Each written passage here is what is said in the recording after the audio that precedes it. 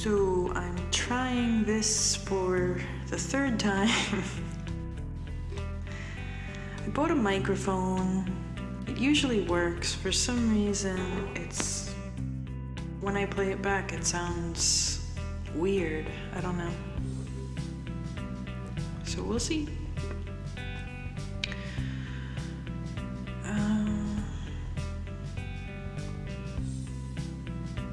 So I was painting for a number of years, and I wanted to become a professional artist.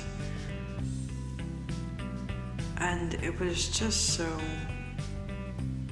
I don't know, I was doing oils, and then I just wasn't enjoying it anymore. And then I met this man who was a watercolorist, and he told me that I needed to get into watercolor, and I used to just laugh at him. And then he died unexpectedly. I didn't know him well. And for some reason after he died, I was like, maybe I should try watercolor. And I did, and I really liked it a lot.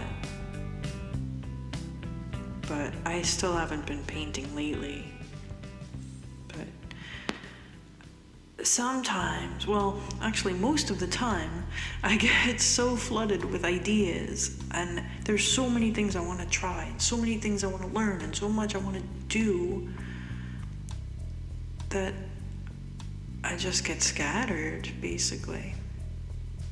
But anyway, I was trying to become a professional artist, and I fell in with this group of artists and realized that that lifestyle is not what I want. Partying and drugs, and it's just not me. And I started to wonder, is that what people think? People who don't consider themselves artists, when they hear someone say I'm an artist, do they automatically think that they party and do drugs? Is that the connotation? But I didn't fit in, and that is a weird thing when you give yourself a label and you're told to find a community of other people with that label, and then you meet them and you get to know them and you realize you don't fit in with them. That's a really weird place to be. And it was really hard for a while because I didn't understand any of that at all. I mean, there's gotta be other artists out there that don't do drugs. I can't be the only one, I'm sure. But it just was hard to find that, it's like drugs and emotional instability and this and that. I don't know. I'm not saying all artists, I'm talking about the group that I ended up hanging around for a little while. So yeah, I was doing watercolor, and I was in a rut before I met them. Actually, I was in a rut, and that's when I started the Jeff Buckley drawings, and then eventually paintings, actually soon after paintings. And that was a really amazing experience, because I felt an energy that whole time that I never feel. It was a young, excited, exuberant, curious energy, joyous, that was around me the whole time. And I believe it was Jeff with me. I mean, I ended up exhibiting at a tribute concert to him, which I didn't even know existed. And it all happened in a matter of months. It was really, really strange and cool time for me. And after all of that happened, I really thought that I was on the right path. And 2 years later is when I met those artists. So when all of that fell apart, it was really confusing. It was really, I mean, I meet people sometimes and it's like they define themselves by the group that they're in. They define themselves by their family, or they define themselves by their job, or I don't know. I have friends, and I have two really good friends, two, that I know I can count on, that I trust, that I know if I'm having a bad day, I can go to them. And of course I can go to them when I'm having a great day and things are going well. But it's the hard times that you need to know you have people that will say, hey, I'm here for you, you know? And the types of friends who, when you say, I need some space right now because I'm going through some really heavy stuff and I need to sort it out alone. And they say, take all the time you need, I'll be here when you get back. I mean, those are real friends. So, I'm not good with, they always tell you to network.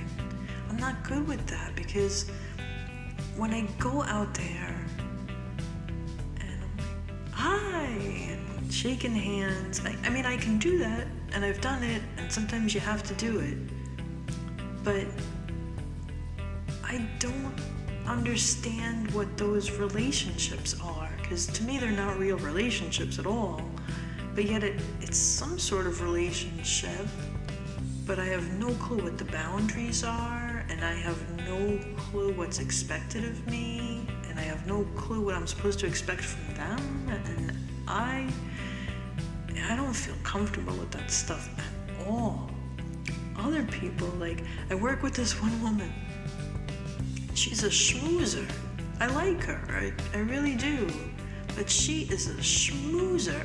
She bakes cookies for everybody, and she's always like, I brought cookies in, and she's going around every department. I brought cookies, and everyone's like, really? And they're so excited. And it's cool. I mean, it puts a smile on my face. I enjoy seeing all of that happen, and I know the people are happy, and I know they love the cookies, and it's fun for everybody. But at the same time,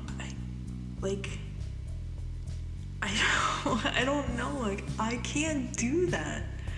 As much as I like her, and I like that whole scene when it occurs, I personally can't go around and tell everybody, I made a cake, I brought it in, like, I feel squeamish just thinking about it. And so for years, it's, am I shy? I'm an introvert? I'm this, but other times I'm a total extrovert. And so, I don't know. And recently I heard or I read somewhere about the 90s and how there was this, I wish I knew where I'm getting this from, because I don't remember the exact quote, but it was something like, the 90s there was this pressure to be cool, and to be cool was to be kind of snarky and sarcastic. And when I heard or read that, I was like, oh my god, I totally agree with that, because that's when I was a teenager, and that was the attitude. Not everyone had that attitude, but I adopted that attitude because everything that I liked had that attitude. So then it comes down to, well, why do I like those things? I don't know. No.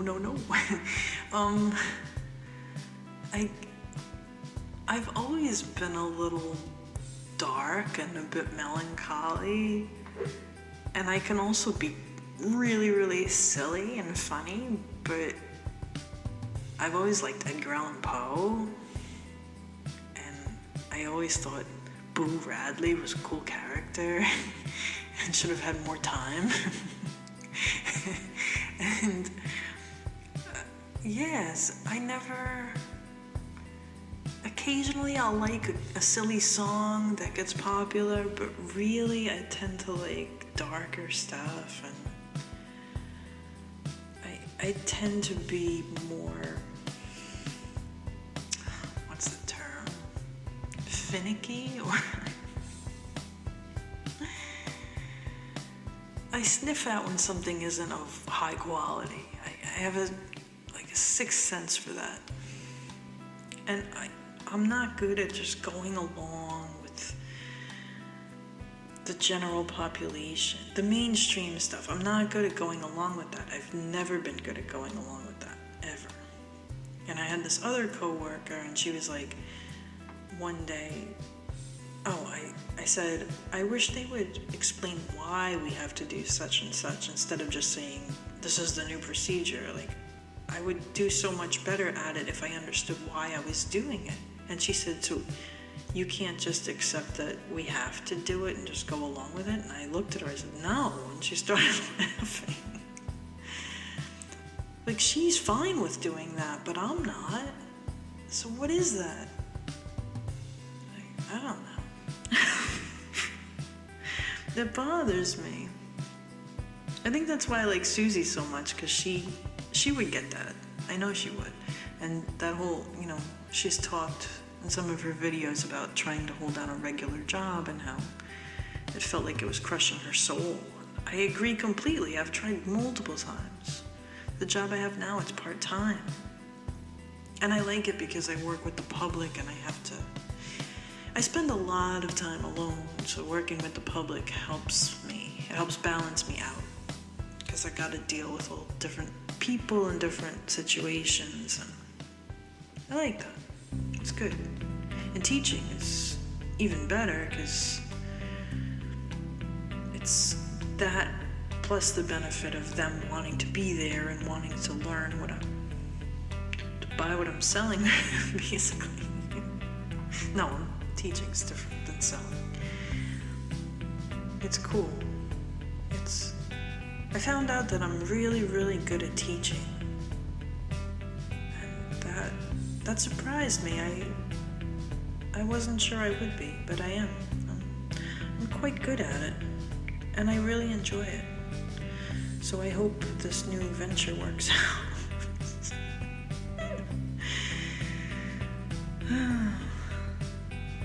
So, I haven't talked about my venture, but the venture might work out. It might not. I don't know. I'm hoping it will. We'll see what happens. This year will be fortuitous. Is that the word? Oh, my vocabulary is so sad. So macabre. No, I get these words in my head, and then I realize I don't actually know their meaning. I think that's right. Fortuitous. Oh, that could be totally wrong. I don't know. Doesn't matter. Matters to some, I'm sure. So, funny thing about vocabulary, because when I'm writing poetry, I have to kind of know what I'm writing about. I have to know. But I look things up when I'm writing, if I get to that point. Just right now, I'm talking into a microphone, I'm holding it up towards my mouth. I'm hoping that this recording comes out better than the other two I deleted. So I can't really look words up right now. Though I could grab my phone with my other hand and look it up quick. But I don't want to bore you. Too late for that, Christine. Come on. If you like me, you're still listening. If you relate to this, you're still listening. But I know how it is. Sometimes I'm like, 18 minutes. It's just the time we live in, that's all. So, this is unstructured, unrehearsed, though I did delete 2 versions, so I guess I rehearsed slightly because it helped me figure out what to say somewhat. Though my first one was really good, I thought. Just the audio was, I don't know. I had it on classic vocal, I think. Oh no, narration vocal, and that's what I used last time, and for some reason when I played it back, it was like, it sounded like I was in a chamber. It was weird. And then it was going in and out, so it was even more weird. I don't know what happened. I did have the window open a little, even though it's freezing out, so maybe that was why? I don't know. Now I have it on edge vocal. I'm so edgy.